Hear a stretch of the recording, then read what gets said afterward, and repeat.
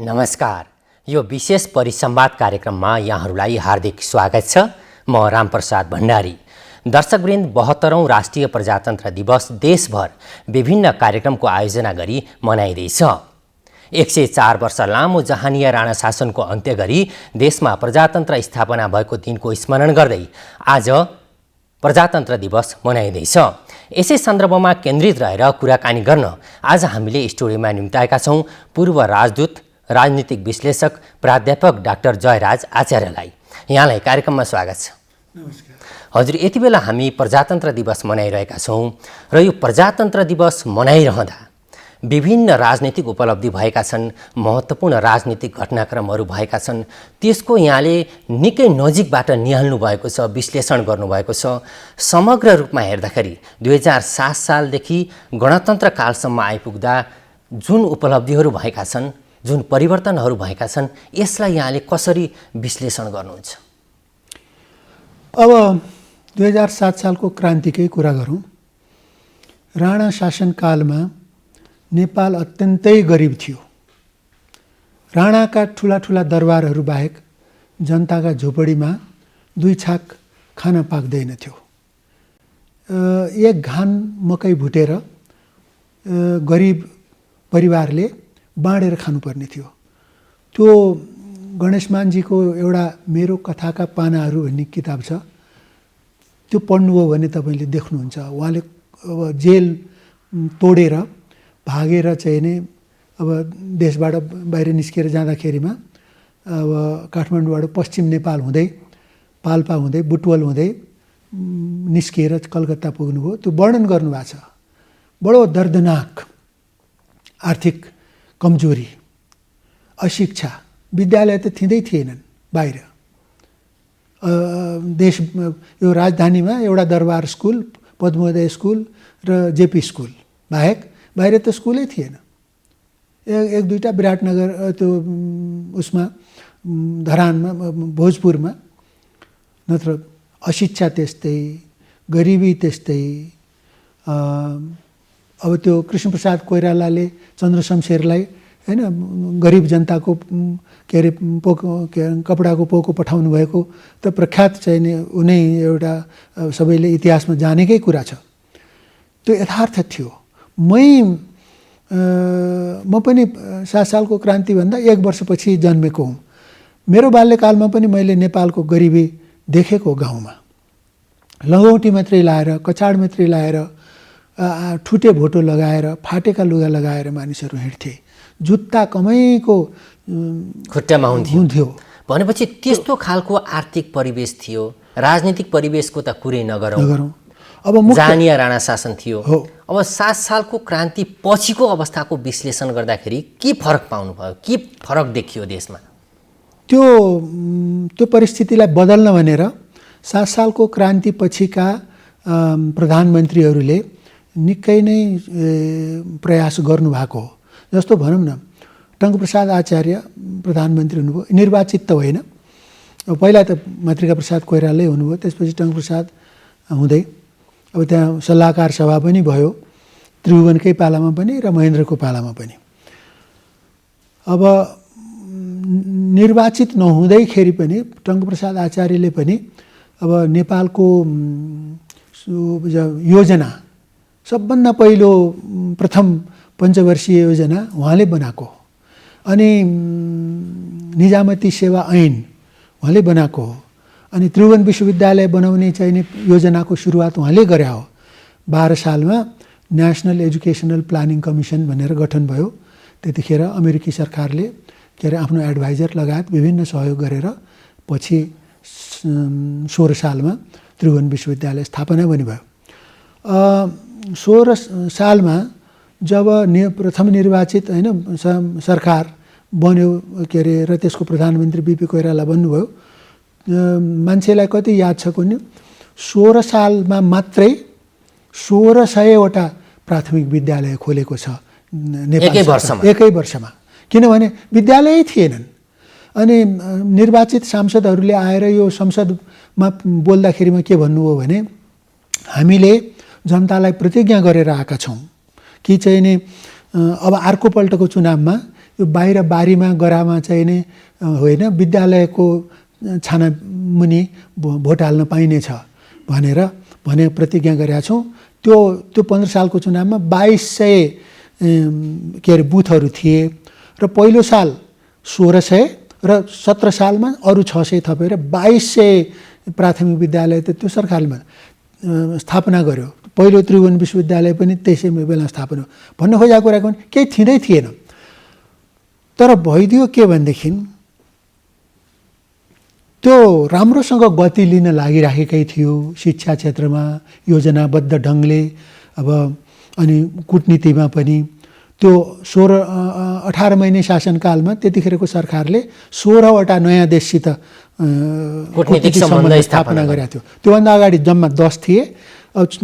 त्यो 18 महिने शासनकालमा अरू 16 थपिएर 26 भएको थियो। त्यता पनि काम हुँदै थियो। तर दुर्भाग्य के भइदियो भने 17 साल पुस 1 गतेको घटना भयो जसमा राजा महेन्द्रले त्यो सबै सत्ता ग्रहण गरिदिनु भयो। त्यो एक प्रकारको दुर्भाग्य म भन्छु, दुवै जनताको लागि पनि र राज संस्थाको लागि पनि। यदि 17 सालको घटना नभएको भएदेखि र त्यसले त्यति बेलाको प्रजातान्त्रिक सरकारले काम गर्न पाएको भएदेखि धेरै परिवर्तन हुने अपेक्षा थियो। निश्चय पनि थियो, किनभने त्यो सरकारसित भिजन थियो। मैले 17 साल पछि झन्डै 30 वर्षपछि 17 सालमै चाहिने सरकारमा प्रवेश गर्नुभएका तर 30 वर्षसम्म पनि काम गरिरहनुभएका प्रशासकसँग पनि मैले सोधेँ। उहाँले भन्नुहुन्थ्यो त्यो बेलामा हामीले विकासको जुन खाका बनाएका थियौँ त्यतिखेरको सरकारले त्यो अहिलेसम्म कार्यान्वयन भएको छैन भन्नु। त्यो हुन पाएको भए हुँदै अर्कै हुन्थ्यो, मुलुकको काया पलट नै हुने अवस्था थियो।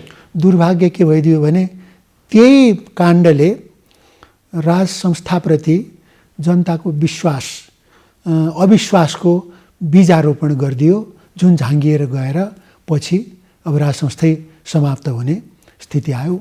अब राज संस्था हट्यो र अहिले रिपब्लिक भयो। तैपनि अब हाम्रो प्रश्न चाहिँ के हो भनेदेखि जनताले के पाए त?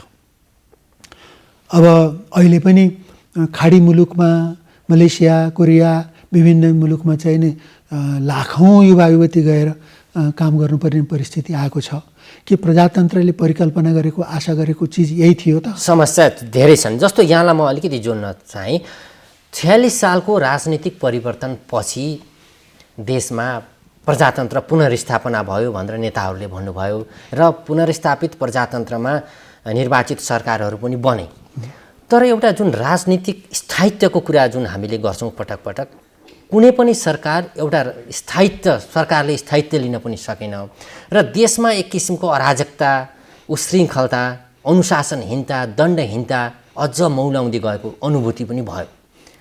र खास गरी यस्तो हुनुको पछाडि हाम्रो राजनीतिक एउटा नेतृत्वको कमजोरी लाग्छ कि यहाँलाई, अथवा यो व्यवस्था नै सही ढङ्गले ह्यान्डलिङ गर्न नसकेर लाग्छ कि, अथवा के कमजोरी रहे जस्तो लाग्छ जुन 46 साल पछि यताका समयमा? दुईटा, एउटा राजनीतिक नेतृत्वको के अरे स्पष्ट भिजनको अभाव। त्यत्रो 30 वर्ष सङ्घर्ष गरेर पञ्चायती व्यवस्था फालेर प्रजातन्त्रको पुनर्स्थापना गरेपछि त हामीले त जुन 17 सालमा जुन गन्तव्य हामीले तय गरेका थियौँ त्यसैतर्फ अगाडि बढ्नुपर्ने थियो नि, बढिएन र झगडा सुरु भयो। त्यसले एउटा राजनीतिक संस्कारविहीनता देखायो। अर्को, वास्तवमा क्वालिटी एजुकेसन भन्छ नि, राम्रो उत्कृष्ट क्वालिटी भएको शिक्षा पनि भएन, बिग्रियो। त्रिभुवन विश्वविद्यालय जुन बेला स्थापना भएको थियो त्यो राम्रो भिजनका साथ स्थापना भएको थियो। 28 सालमा राजा वीरेन्द्रले नयाँ शिक्षा योजनाको पद्धतिको योजना अब कार्यान्वयन गर्ने भनेर ल्याउनु भयो। त्यसमा पनि कतिपय राम्रा कुरा थिए, तर त्यसको पनि राजनीतिकरण भइदियो र चाहिँ नि पञ्चायत विरोधी तत्त्वहरूले त्यसलाई असफल नै बनाए। अब 46 सालमा परिवर्तन भएपछि त हामीले विद्यालयलाई त एकदम प्रबल बनाउनु पर्ने थियो। भइदियो के भने त्रिभुवन विश्वविद्यालय जुन हाम्रो देशको पहिलो जेठो बुढो विश्वविद्यालय राजनीतिक भागभण्डाको अखाडा भइदियो। म यहाँलाई पर्सनल्ली दुःखको कुरा भनौँ, मैले 52 वर्षको उमेरमा त्यो विश्वविद्यालयबाट राजीनामा गरेँ। पढाउने वातावरणै नभएर। म प्रोफेसर थिएँ, फुल प्रोफेसर थिएँ, अमेरिकाबाट पिएचडी गरेर आएको थिएँ। म जस्तै मेरो अर्को साथी हुनुहुन्छ पद्म प्रसाद देवकोटा, महाकवि लक्ष्मीप्रसाद देवकोटाको छोरा, मेरै उमेरको, हामी सँगै प्रोफेसर भएको, मभन्दा धेरै राम्रो जान्ने सेन्ट जेभियर्समा पढ्नु भएको, उहाँले पनि त्यही उमेरमा राजीनामा गर्नुभयो। किन यो परिस्थिति आयो? भागबन्डा, अनि पढाइमा चाहिँ नि ध्यान छैन, राजनीति, विद्यार्थीहरूलाई कालो मोसो दल्नमा चाहिने प्रोत्साहन, भित्तामा चाहिने नाराहरू लेख्ने। अब विश्वविद्यालय भनेको, म पनि त अमेरिकामा 7-8 वर्ष पढेको मान्छे हो नि, त्यो डेमोक्रेटिक कन्ट्री हो, त्यहाँ त विद्यार्थी युनियन हुँदैनन्। तर हाम्रोमा हरेक सङ्घ संस्थामा राजनीति घुस्यो। राजनीतिक रूपमा एउटा विभाजन हुने र एउटा राजनीतिक भागबन्डाका आधारमा विश्वविद्यालयदेखि हरेक सङ्घ संस्थाको नेतृत्व चयन गर्ने जुन परिपाटी बसालियो, त्यसले ती संस्थाको एउटा गुणात्मक विकासमा पनि धेरै असर गर्यो। र अर्कोतर्फ यहाँले भने चाहिँ एउटा प्राज्ञिक व्यक्तित्वहरू, यहाँहरू जस्तो व्यक्तित्वहरू पछाडि पर्नुपर्ने, एउटा चाहिँ विस्थापित हुनुपर्ने अवस्था पनि आयो। यी तमाम विकृतिहरू अहिले पनि यद्यपि छन्, यसमा अझै पनि सुधार हुन सकेको छैन। यो त्रिभुवन विश्वविद्यालयको मात्र कुरा होइन कि अरू धेरै सङ्घ संस्थाहरूमा राजनीतिक भागभन्डा, राजनीतिको अखडा नै बन्ने गरेको छ। यो राजनीतिलाई शुद्ध राजनीतिक एउटा दलगत रूपमा मात्रै अगाडि बढाउने र सङ्घ संस्थाहरूलाई राजनीतिबाट मुक्त गर्नको लागि के पहल गर्नुपर्छ, कसरी यो राजनीतिबाट अलग गर्न सकिन्छ भन्ने लाग्छ यहाँलाई चाहिँ विगतको एउटा अनुभवका आधारमा पनि? अब प्रजातन्त्रमा चुनौती त त्यो अमेरिका जस्तो देशमा पनि अस्ति देखियो। ट्रम्पले आफू हारेपछि पनि नछोड्ने र उल्टो संसद भवनमा मान्छे पठाएर आक्रमण गर्ने जस्तो घटना अमेरिका जस्तो देश, जहाँ चाहिँ नि 200 वर्षभन्दा पुरानो संविधान छ, त्यस्तो घटना त्यहाँ घट्यो। बडो दुर्भाग्यपूर्ण। तर अमेरिकाको डेमोक्रेसीलाई बचाएको छ त्यहाँको विश्वविद्यालयहरूले। Harvard, Princeton, Yale, MIT, Berkeley, Stanford, त्यहाँ त 101 विश्वका टप 20 युनिभर्सिटी भनौँ न, विश्वका 20 टप युनिभर्सिटीमध्ये 16वटा त अमेरिकैमा छन्। 3000 विश्वविद्यालय छन्। अमेरिका स्वतन्त्र हुनुभन्दा 150 वर्ष अगाडि स्थापना भएको हो हार्वर्ड विश्वविद्यालय, जुन 1776 मा अमेरिका स्वतन्त्र भयो। त्यो स्वतन्त्र हुँदा हार्वर्ड विश्वविद्यालय 150 वर्षको भइसकेको थियो।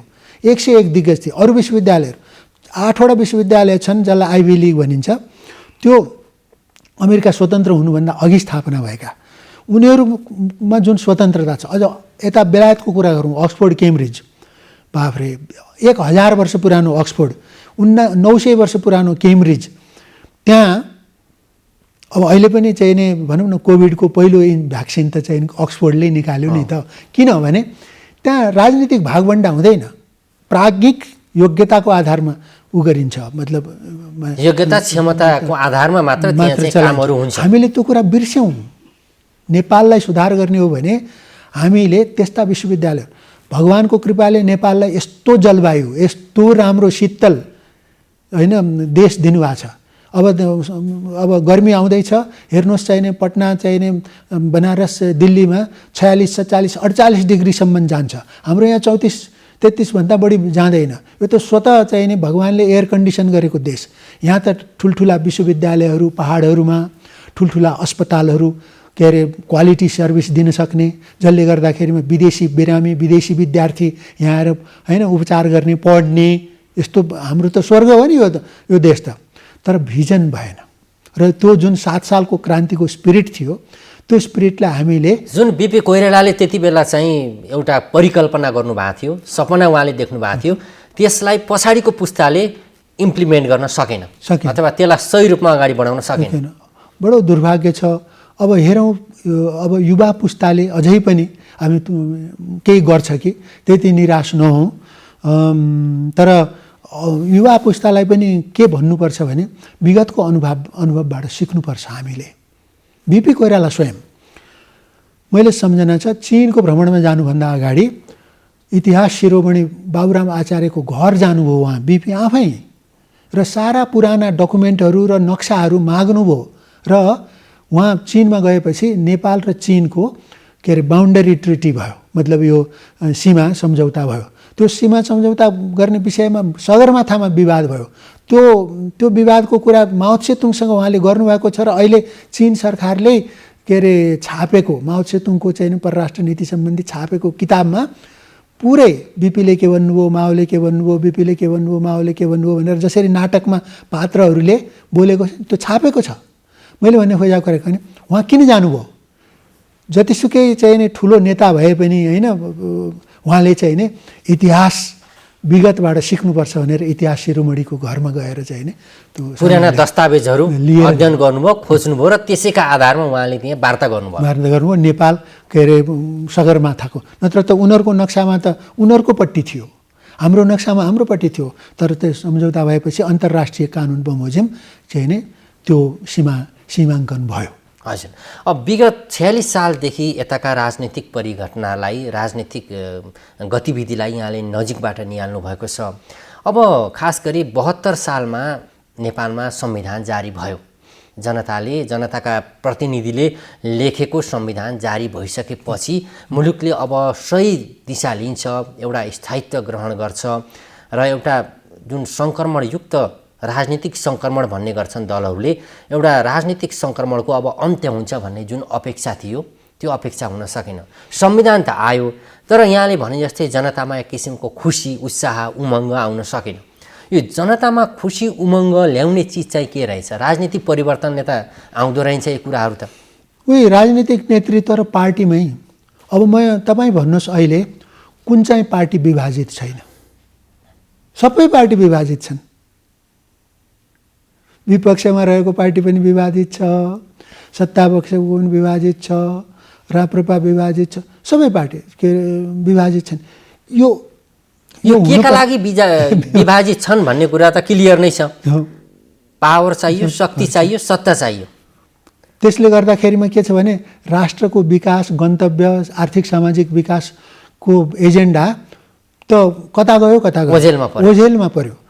अब आर्थिक सामाजिक विकासकै कुरा गरौँ, अलिकति परराष्ट्र नीति सम्बन्धी पनि काम गरेको अनुभव भएको आधारमा म भनौँ, जुन दिनसम्म हाम्रो देशले आर्थिक र सामाजिक विकास गर्दैन त्यो दिनसम्म हामी यस्तै पराधीन।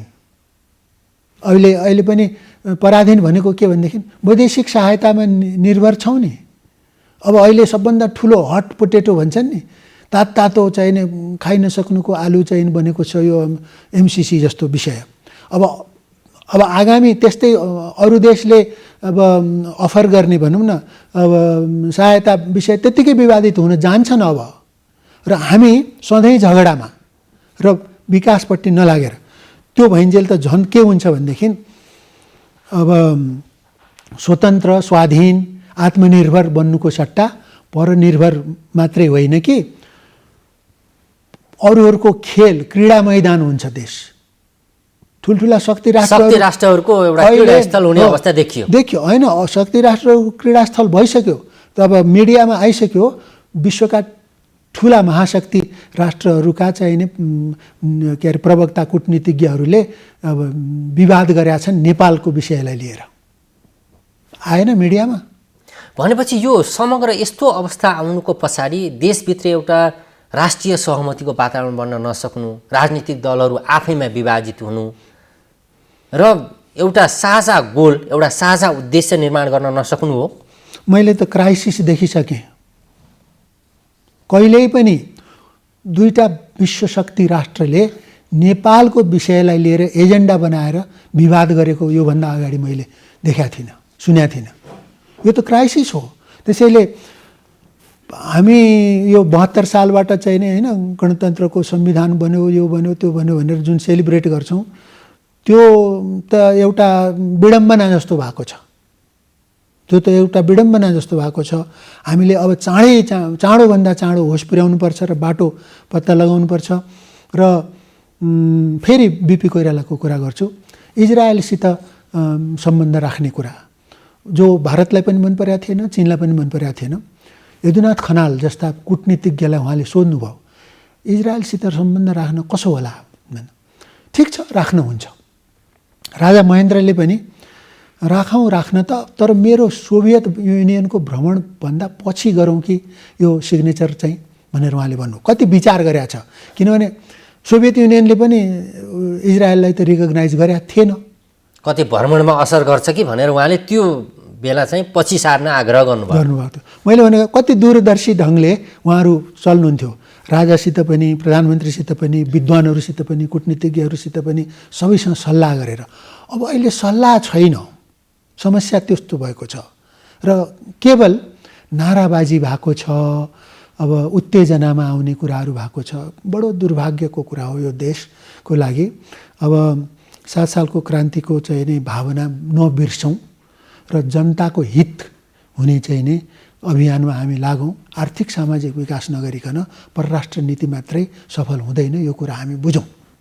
तर यहाँनिर अब कार्यक्रमको हामी अन्त्यतिर पनि आइसकेका छौँ। खास गरी यो राजनीतिक एजेन्डा, सरकार, शक्ति र यी विषयमा धेरै केन्द्रित भए दलहरू र चाहिँ जुन मुलुकका एजेन्डाहरू हुन्, सामाजिक आर्थिक एजेन्डाहरू छन्, ती एजेन्डाहरू जहिले पनि ओझेलको ओझेल परे। यहाँले अगाडि पनि उल्लेख गर्नुभयो, ठुलो सङ्ख्यामा नेपालीहरू विदेशमा काम गर्न जानुपर्ने अवस्था छ। स्वदेशभित्रै उद्योग कल कारखाना खोल्ने वातावरण हुँदाहुँदै पनि मानिसहरू ओहिरो लाएर बाहिर गइरहेको अवस्था पनि छ। यी तमाम समस्याहरू हल गर्नको लागि अब हामी यति बेला राष्ट्रिय प्रजातन्त्र दिवस मनाइरहेका छौँ। राष्ट्रिय प्रजातन्त्र दिवसको मूल मर्म र भावनालाई आत्मसात गरेर अगाडि बढ्ने एउटा सङ्कल्प मुलुकले लिइसकेको छ। यस सन्दर्भमा के भन्न चाहनुहुन्छ यहाँ? अबको राजनीतिक दलहरूको गोल के हुनुपर्छ ताकि मुलुक सही ढङ्गले अगाडि बढोस्? आर्थिक विकास नै हो। जनकपुर चुरोट कारखाना किन बन्द गरे? कति हजार मान्छेले त्यहाँ काम पाउँथे। हेटौँडाको कपडा उद्योग किन बन्द? यहीँ सिमेन्ट उद्योग किन बन्द? भ्रिकुटी कागज कारखाना किन बन्द? जुत्ता कारखाना किन बन्द? हामीले ठुल्ठुलो कारखाना अहिले के चाहिँ खोलेका छौँ? केही पनि खोलेका छैन। बिस्तारै हाम्रो बिजुलीमा चाहिँ सरकारले पनि, प्राइभेट कम्पनीहरूले पनि लगानी गरेर अब चाहिँ बिजुली एक्सपोर्ट गर्न सक्ने अवस्थामा हामी पुगेका छौँ। अब यस एक्सपोर्ट गर्नलाई हामीलाई चुनौती छ। अब यही भनौँ न, कसरी अब ट्रान्समिसन लाइन। अब अहिले मैले सुनिरहेको छु झन्डै 600-700 मेगावाट बिजुली त खेर गइरहेको छ, उत्पादन भएको बिक्री नभएर हाम्रो लगानी खेर गइरहेछ। त्यस कारणले देशैभित्र अब हामीले नयाँ नीति बनाउनु पर्यो। देशभित्र चाहिँ नि बिजुलीले मात्रै चल्ने गाडी वाहनहरू चलाउने, अनि रेफ्रिजरेटरहरूको प्रयोगलाई बढाउने, अब इन्डक्सन चुलोहरूलाई बढी प्रोत्साहन गर्ने, के अरे गाउँघरमा पनि चाहिँ नि विद्युतहरू पुर्याएर चाहिँ नि अहिले स्याउ सुन्तलाहरू कुहिरहेको छ। जुम्लाको स्याउ बिक्री नभएर भैँसीले खानु परिरहेछ, जबकि यता हामीले चिनबाट ल्याएको स्याउ किलोको 280 रुपियाँ हालेर खाइरहेका छौँ काठमाडौँमा। अब यो तारतम्य मिलाउने काम गर्नु पर्यो नि। अब हामीसँग रिसोर्स छ, वन जङ्गल छ, जमिन छ, चाहिँ फलफुल गर्ने, उत्पादन गर्ने, हाम्रा चाहिँ सही रूपमा सदुपयोग र व्यवस्थापन हुन सक्यो। व्यवस्थापन हुनु। हामीले सबभन्दा ठुलो समस्या अहिले डेमोक्रेसीको लागि भनेको we could not manage democracy होइन। हामीले प्रजातन्त्रलाई म्यानेज गर्न सकेनौँ। गर्नुपर्छ, सकिन्छ। मेरो भनाइ यति हो। हस् त, यहाँ कार्यक्रममा आएर आफ्ना महत्त्वपूर्ण विचारहरू राखिदिनु भयो, यहाँलाई धन्यवाद। हस्, नमस्कार। आदरणीय दर्शकवृन्द, हामीले कुरा गऱ्यौँ वरिष्ठ राजनीतिज्ञ, पूर्व राजदूत प्राध्यापक डाक्टर जयराज आचार्यसँग। आजलाई कार्यक्रमबाट बिदा चाहन्छौँ। नमस्कार।